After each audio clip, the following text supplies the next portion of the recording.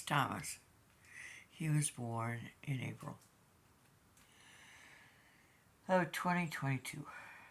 I'm sorry, 2024. So, when Nicole and her husband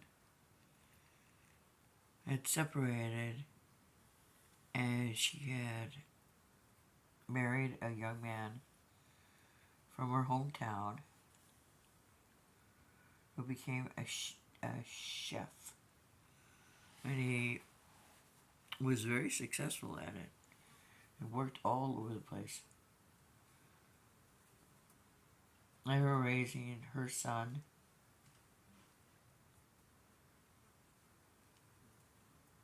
and she had a little girl. We're going to call her husband Peter. Peter loved Nicole. Oh, look, Nicole has written me just now. How about that? What are the odds? You're writing her story, and she writes to you. Anyway, I'll look at it after I'm done with this chapter. This is chapter 3. Nicole's husband was successful as a chef. And they had moved to Colorado. At one time they were living in California. And Nicole loves animals. Cats, birds, dogs, elephants, cows, probably even camels. And one day she was scoping out a dumpster behind Petco 29 years ago.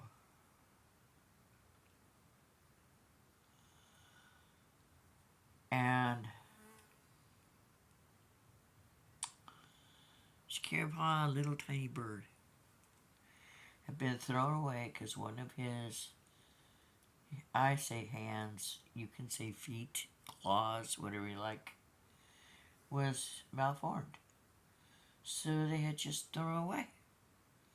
Nicole, with her big heart, had taken home this little bird, named him Pretty Bird, cared for him, loved him, made him part of her family.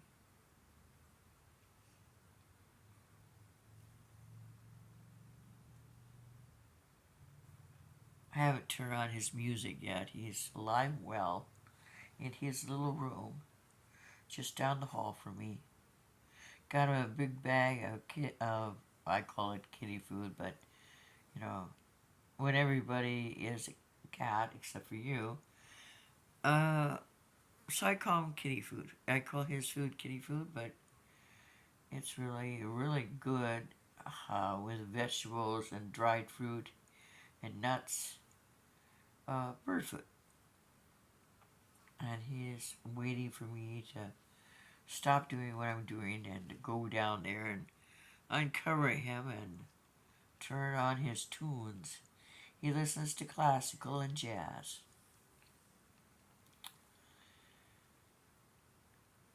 Well, Penny's life was moving along. She had a little girl.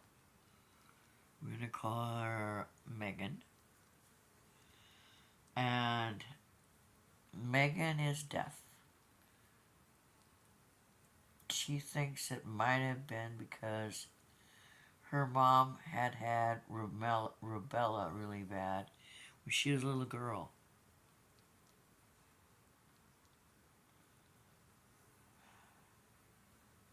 And her mom felt guilty about that too. But if you're paying attention to my story, whether her grandmother had rubella, which affected her ears and her hearing, is remotely possible that it could affect Nicole. You'll have to think on that when you listen. So,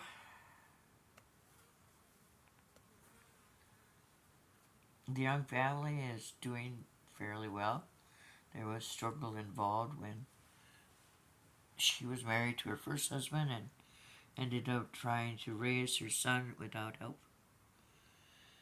But his dad had been in the service, and Nicole is intelligent, and the government assisted with the raising of her son.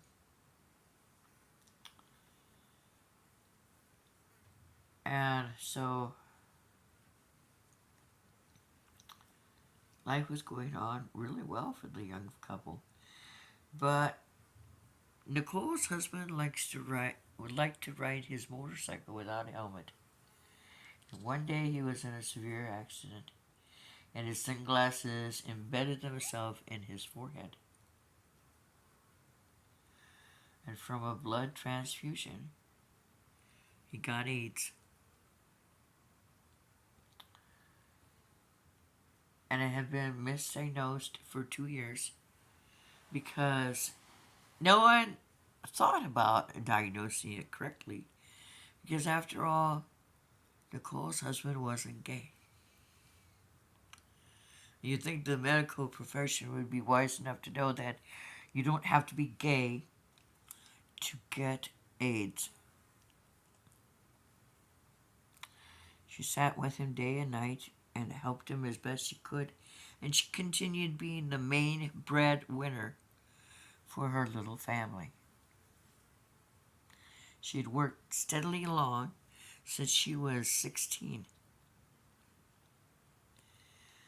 One day she was working while they were in Colorado with the emergency as an EMT, and she had gone out. This woman had gotten hurt on a boat, and she had gone to help.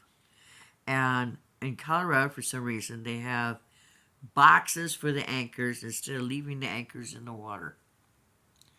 At least they did at that time. And she was trying to get close enough to help the lady, and she managed to step into this box. And then before she knew it, her knees bent the wrong way and she fell into the water. That injury she carried throughout her life working full time, and the pain took its toll. Here ends chapter 4. Where is it? 3? Could be 3.